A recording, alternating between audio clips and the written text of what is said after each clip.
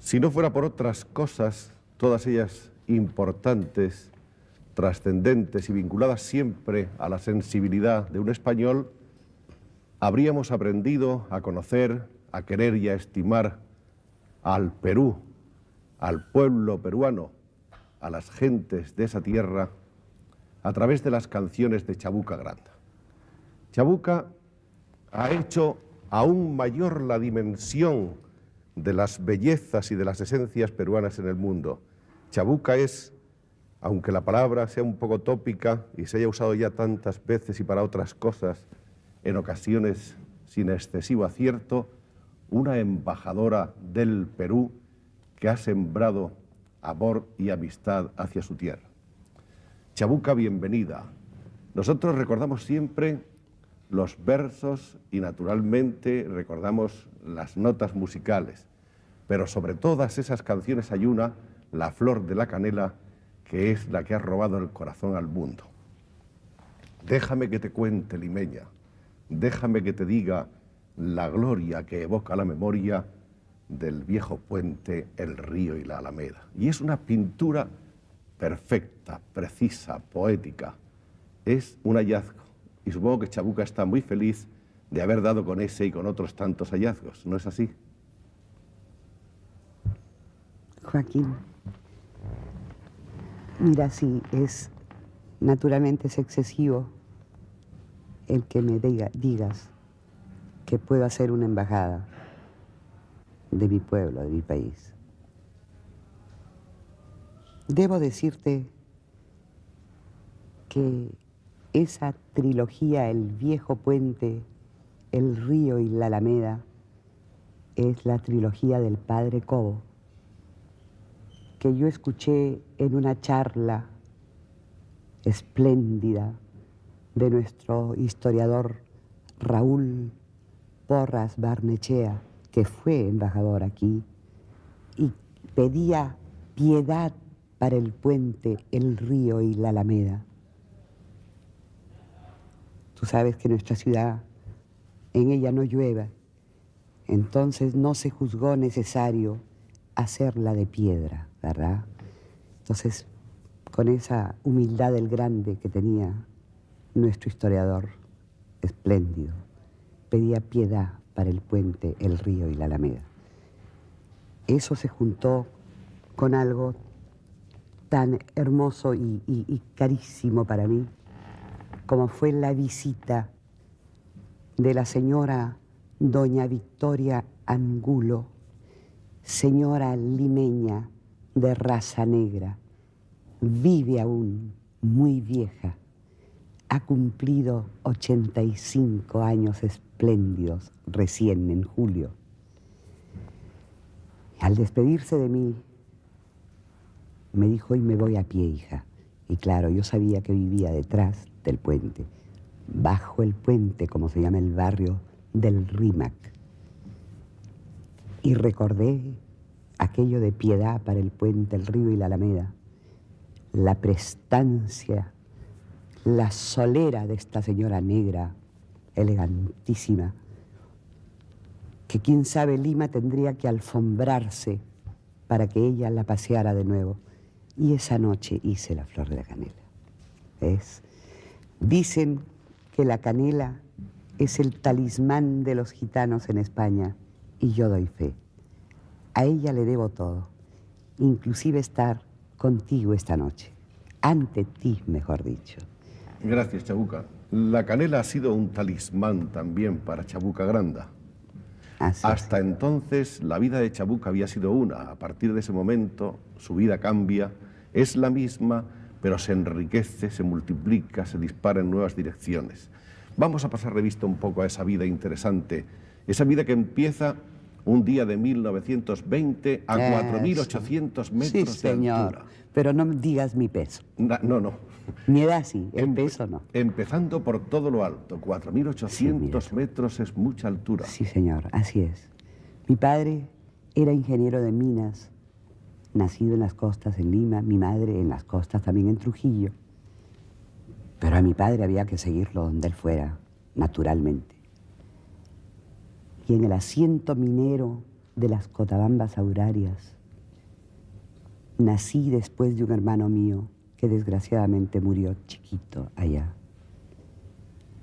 Realmente muy alto. Ahí no crece ni un trébol. Es una zona minera, aurífera, de oro. Piedra. Piedra viva. Piedra. Puna brava. Y así nací y jamás agradeceré suficiente haber nacido allí. Me parece que tengo otra dimensión de mi país, ¿no? Es decir, yo nací en los Andes, ¿no?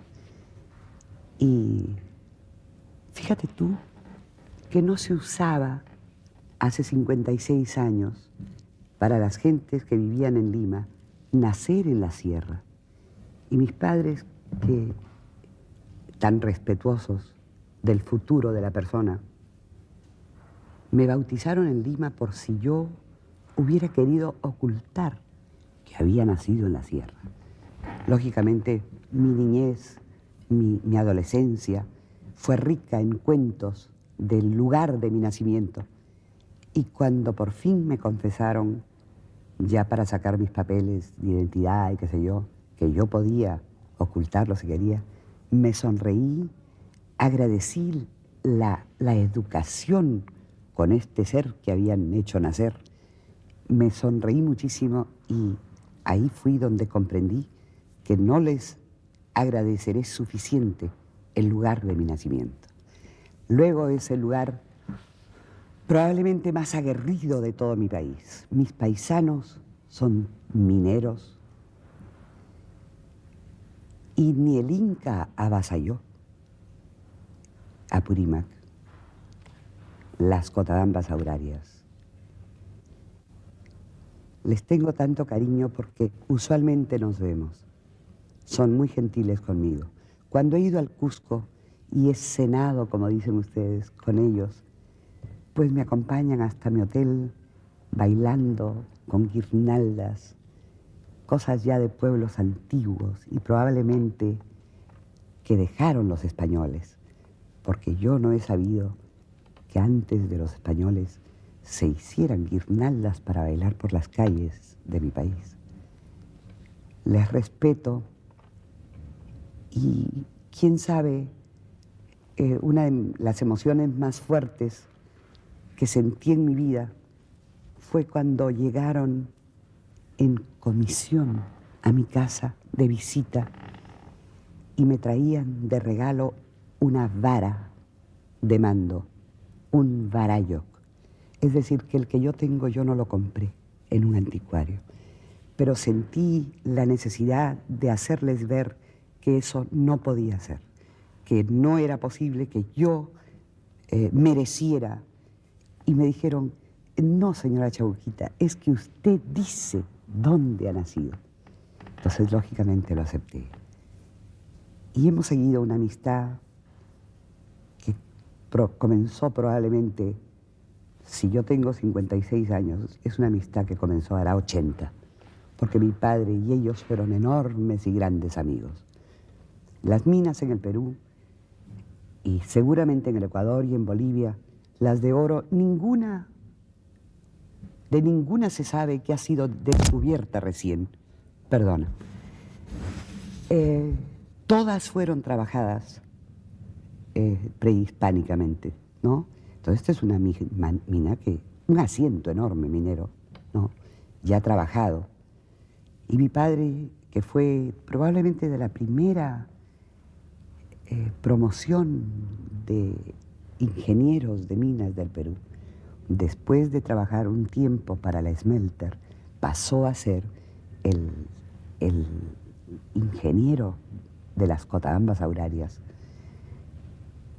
Los recibimientos son muy serios. Van viniendo de todas las montañas a pocos y se van sentando a conocer la persona y probablemente a aprobarla o desaprobarla, no lo sé. Mi papá les conoció, mi papá era un ser. Fíjate que el único gran dolor de mi vida, a pesar de que tengo tantos años, fue la muerte de mi padre. Ha sido la muerte de mi padre. le saludó y qué sé yo. Y él entraba a su casa, a su casita de ingeniero, donde yo nací, que es de madera, empapeladita y qué sé yo. Y en su oficina él veía en la pared un enorme látigo.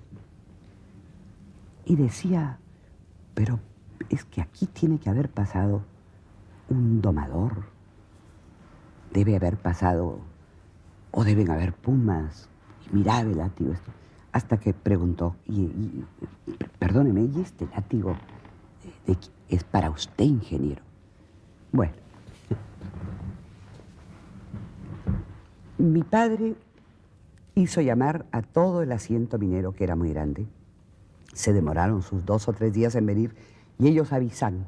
Cuando ellos llegan, van lanzando petardos y te van avisando que ¡bum! Van viniendo, ¡bum! Y tú más o menos vas contando los 3 o 4 mil, porque cada uno se quema unos 5 o 6 petardos para llegar. Entonces mi papá, sin hablar el quechua, ¿no? Estuvieron todos sentados y hizo descolgar el látigo y que le quemaran en la cancha de trabajo, allí, y que le quemaran desesperadamente, ¿no? Entonces los señores mineros se quedaron muy silenciosos. Entonces él, una cosa que era muy natural, también hace 70 años, se quitó el cinturón de revólver y no lo usó nunca más. Jamás hubo un señor que fuera el número tal, de la mina tal, del asiento tal, del kilómetro tal, de la altura tal. En eso se parece tanto Eduardo, mi hermano, que es un apóstol, que tiene como 1000 camas, que son los drenajes de los seguros obreros, para que dejen las camas para las emergencias, y él cuida de los demás. Y no hay un número en la cama, ¿no? Es el señor paciente tal y cual. Así fue el comienzo de una vida educada inteligentísimamente, porque luego, cuando tuvieron el temor de que yo me les muriera también de frío, ya me vestían naturalmente como una niñita serrana. Quién sabe, a mi hermanito mayor lo vistieron como un niñito europeo y le dio frío. Cuando ya tuve 3 años y tendrían el temor de que yo también me les muriera, me llevaron a Lima. Luego a tomar temperamento al barranco, así se decía, y en el barranco vivíamos en la quebrada de la bajada de los baños del barranco, debajo del puentecito de los Suspiros, y junto a la caseta donde a las 7 de la noche salía el cura sin cabeza, así que a esa hora tenías que estar metido en tu casa, ¿verdad? Pasé una niñez impresionante, cabalgando los cerros de la quebrada, a lomo de palo de escoba, con mis hermanos y mis amigos y qué sé yo. Y luego a los 11 años me volvieron a llevar a Lima. Visitaba de vez en cuando Lima y era un martirio, porque me ponían guantes y sombrero y todo siempre vestía de blanco. Entonces me decían, pon las manos naturales. Pon, niña, las manos naturales. Estaba con guantes. Por fin volvía, ¿no? Y cuando ya fui a Lima, descubrí que los niños éramos de colores y ya nadie me pudo deformar. Habían pasado 11 años sin que yo me diera cuenta de esa cosa tan extraña, y con los años me di cuenta que qué torpeza. No hay razas inferiores ni superiores, hay características espléndidas y algunas que no lo son, de razas. Bueno, he pasado 11 años de mi vida, ya te los conté. Después, si quieres ya, bueno, siguió mi adolescencia, me casé como todas las personas. Bueno, vamos a volver casarse. más atrás todavía en el tiempo. Vamos a ir a los ancestros, antes del padre y de la madre de Chabuca. Los orígenes, ¿a dónde se remontan? ¿De dónde vienen? Ahí te tengo que descubrir el temor que le tengo a España. Yo amo mucho la Argentina, amo mucho México, naturalmente amo el Perú. Y a España le he tenido hasta este viaje y seguiré teniéndolo un enorme temor. El ancestro es una cosa muy fuerte. Tengo el temor de que si me echo a andar a Asturias, la caminaré como 2 años. Nosotros somos de allí. Me parece que las gentes que se ocupan de eso remontan mi casa desde el siglo VII. Luego es un país minero y yo nací en una mina. Pero ahí crece el verde, ¿verdad? Es fuerte el ancestro. Y mi temor es que me suceda lo que le sucedió a Pancho Graña, que cuando venía a España la caminaba y se olvidaba de volver a Lima. También anduvo mucho Italia por otras razones, le gustaba mucho. Pero mis nietos están creciendo y entonces tendría que volverme una tribu caminante para mí y eso no sería posible. Si vuelvo a España, voy a conocer la dimensión de mi temor. Voy a caminarla.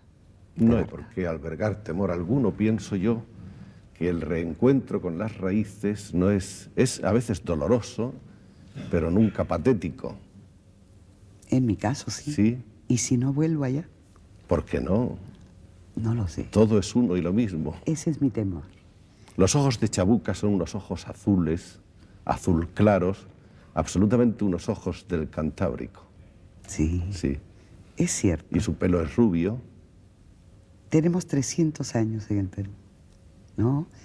Ahora, en realidad, lo que sí puedo decir que yo sí hice fue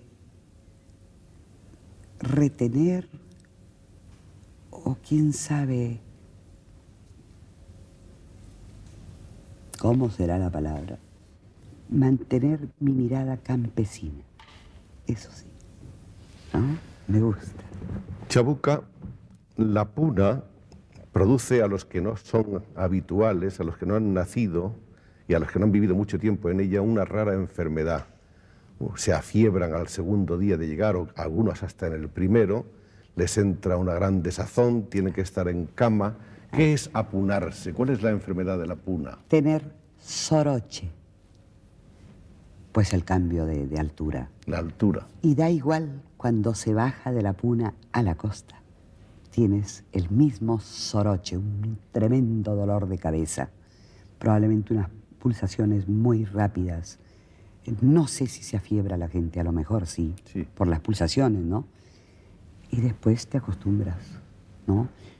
México, por ejemplo, es alto, pero es tan entretenido que tú no te das cuenta, ¿verdad? Con Bogotá te pasa igual, es muy entretenido y no te das cuenta. En las punas bravas, quién sabe, te pueda pasar como al artista. El artista está condenado a una gran soledad, pero es que debe saber disfrutarla, si no está perdido. ¿Ves? Y en las punas seguramente debes saber disfrutar eso. Tú sabes que de mis enormes miedos de muchos años fueron 2 terribles palabras: el infinito y la eternidad. Y yo me abismaba y me horrorizaba de pensar que podía haber una eternidad o un infinito, y vivía muy desazonada, hasta que no sé cómo, probablemente lo analicé mucho, probablemente lo pensé mucho, y no sé cómo, ni cuándo, ni en qué forma llegué a darme cuenta que tengo toda una eternidad para mirar un infinito, y ya no tengo ese miedo. Así que quiere decir que el artista debe estar a solas, debe tener tiempo de pensar y debe tener personas como tú que debe saber tanto y saberlas escuchar. Me imagino que la vida para una niña no era exactamente la más deseable en esas condiciones, con un medio físico áspero, agreste, hostil, con un medio meteorológico inclemente, rigurosísimo, hasta el extremo de ser mortal en ocasiones, porque el frío allí llega a ser muy intenso, ¿no? Intenso. Pero no pasó conmigo así. Dicen mis padres que yo fui una niñita muy feliz, que jugaba en las cochas con las ranitas. Las cochas son las lagunas dichas en quechua, ¿verdad? Luego me vestían, como te cuento, de polleritas, muy abrigada, y me ponían los cristales muy oscuros, como venían del óptico, sin formita, muy con unos elásticos, muy así. Esas son todas mis fotografías.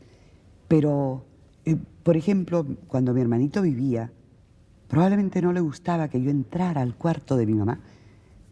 Y yo jugaba en la noche y tenía una ama generosísima que jugaba toda la noche conmigo y otra muy generosa que se hacía cargo de mí todo el día, ¿verdad?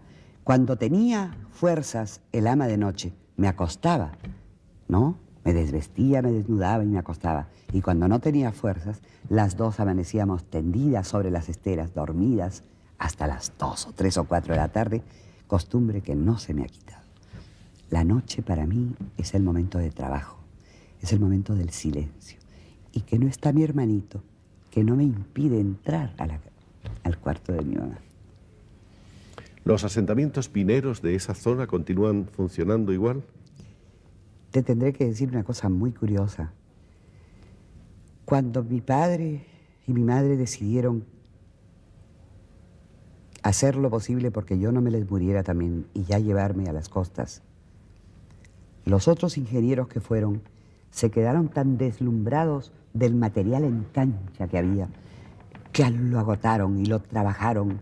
Y mi papá preparaba las vetas de 2 en 2 años, como debe ser, ¿verdad? Pero por alguna razón que no quise ahondar en mis conversaciones, los mineros, mientras trabajaron estos jóvenes ingenieros nuevos, no se hicieron amigos y borraron las vetas. Y no se trabajó más la mina. Desapareció. No, ahí está. Pero desapareció la explotación. Las vetas sí. Y la explotación por ahora está detenida y tiene de detenida 53 años, si yo tengo 56.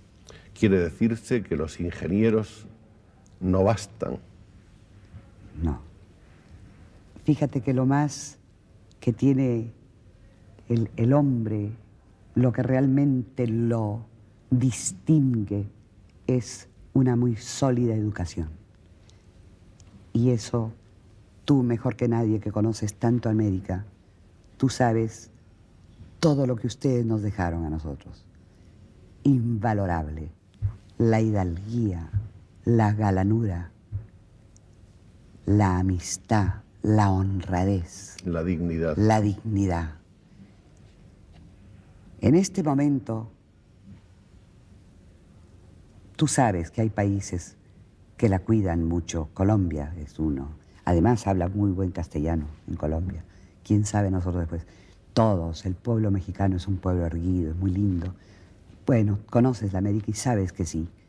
Pero yo a veces soy un poco severa y te podría asegurar que las buenas costumbres de mi país en este instante están mejor y más cuidadosamente guardadas por las antiguas familias negras.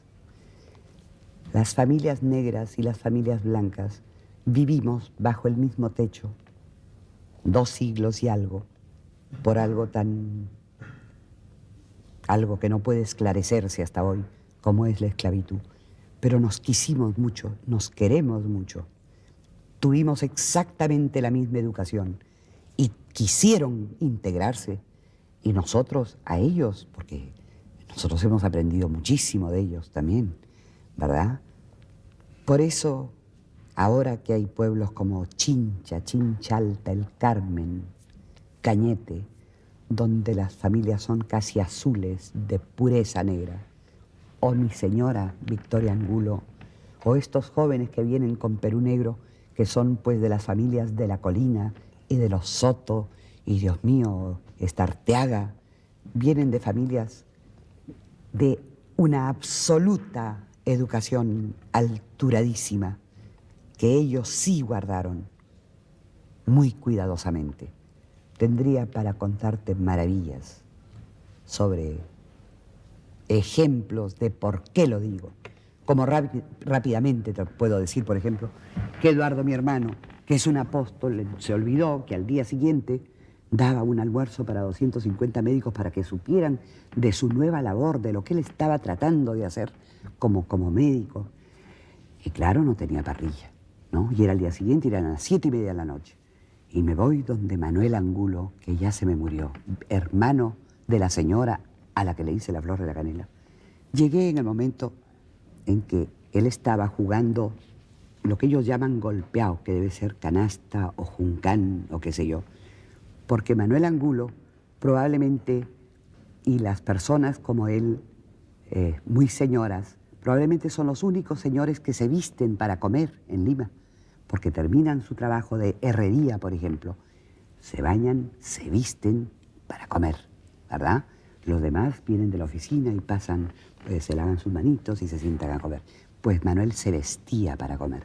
Y las mujeres, estábamos al otro lado, llegué en el momento en que se escoge el arroz. El arroz, que no es muy bueno, hay que sacarle las piedritas, separar las cascaritas y hacerlo limpito lo mejor posible. Y eso es lo que hacen las mujeres a las 7 de la noche. Grano a grano. Grano a grano, ¿no? Entonces él dejó de trabajar y le digo, Manuel, este joven que da una parrillada, y me queda mirando, y en el bloccito del Juncán me dice, dibújela. Y le digo, Manuel, yo no sé dibujar. Entonces él dibujó un somier con patas y me lo enseñé y dije, debe ser así. Al día siguiente, a la 1:30 de la tarde, los doctores aprendían de las nuevas formas de pensar de Eduardo, mi hermano, lindísimas.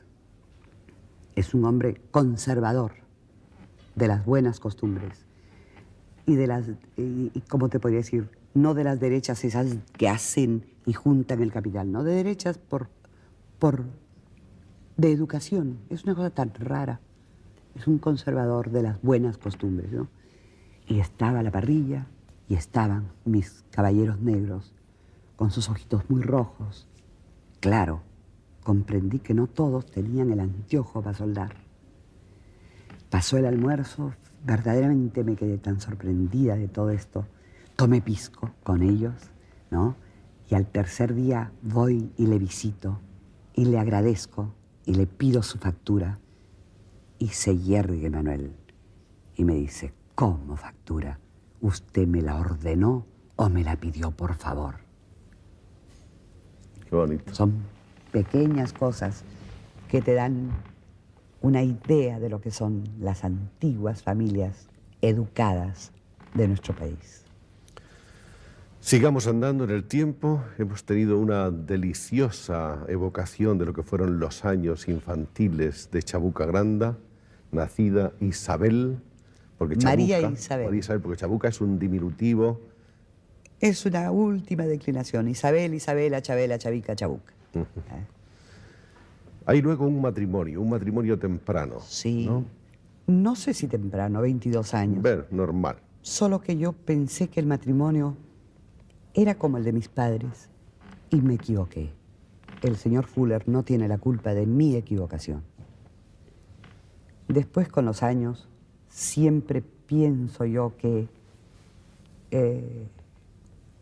las gentes nos debemos casar dentro de la misma exacta educación, ni mayor ni menor, la misma, porque los ámbitos se están volviendo muy pequeñitos y no hay forma de aislarse o de permitir el aislamiento de la otra persona. Los ámbitos, se refiere están... Chabuca a los hábitats, a las casas, a los así apartamentos. es. Nos están quitando la esencia. Nos están comprimiendo. Comprimiendo. Y entonces, si no tienes la misma educación, no inferior ni superior, no sabes cómo se portará el otro. Por lo menos, ¿no? Yo creo, desgraciadamente, que ahora están haciendo casas de manera que las jóvenes, las personas de menores recursos no puedan casarse. Y el matrimonio pienso que tendrá que ser para gente muy rica, donde el ala derecha sea de uno y el ala izquierda del otro y flirteen al centro, si así lo desean. Están matándonos la esencia y el patio y el tendido y el lavado y el grito y el juego. Y hay que jugar en la calle, muchos niñitos, ¿verdad? Por eso me parece que el señor Fuller no tiene ninguna culpa que yo no me fijara si teníamos la exacta educación. Pero también es cierto que me pasan cosas tan graciosas, como nunca más hablé de él. Entré un día a un banco en Lima y veo una cara conocida y me mato y digo, yo que soy una persona amable, ¿pero quién será? ¿Pero quién es? ¿Quién es? ¡Oh! Había estado casada 10 años con la cara conocida. No tengo rencores. ¿Ya no te acordabas de él? No, es que nunca más hablé de él. Nunca más.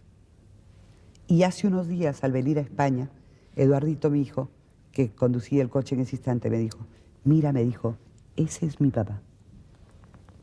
Y yo miré, pero no vi bien.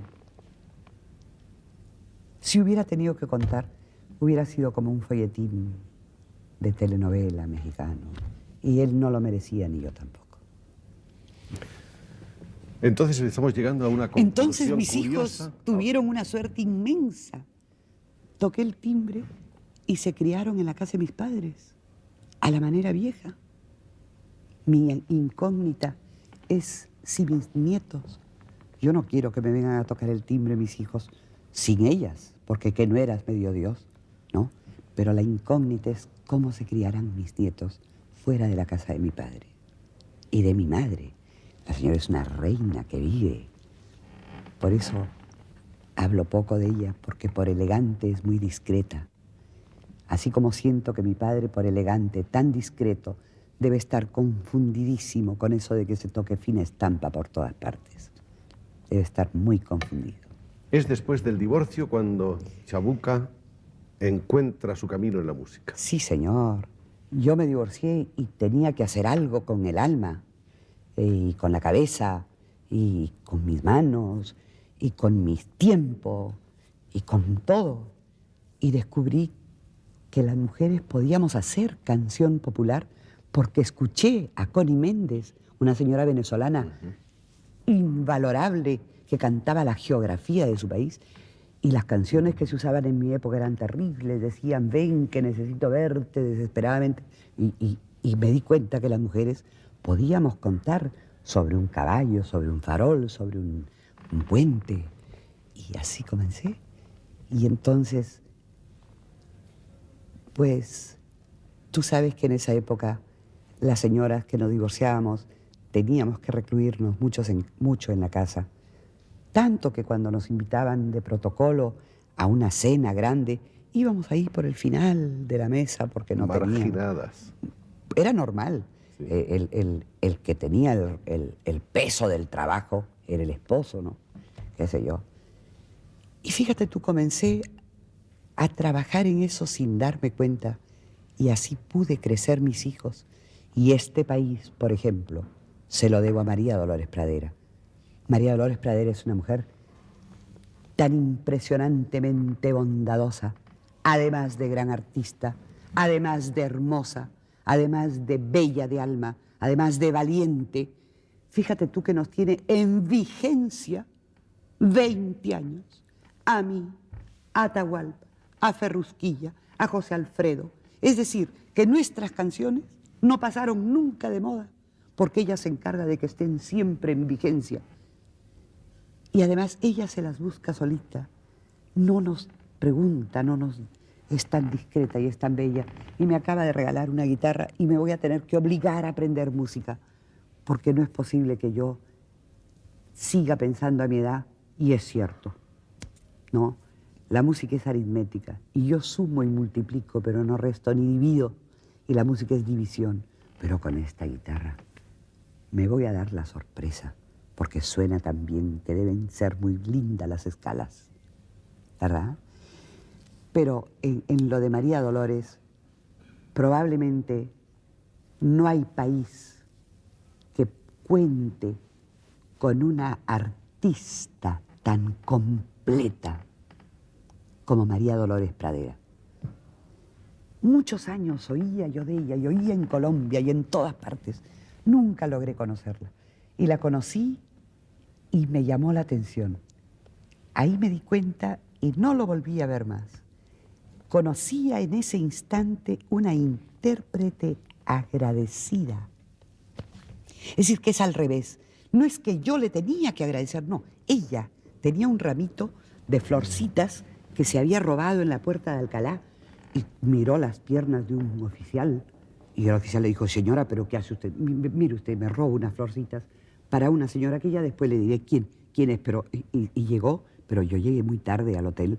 Me habían invitado, me acuerdo, a Aurorita Fierro para el cataclismo del Perú y que España hizo tanto por él.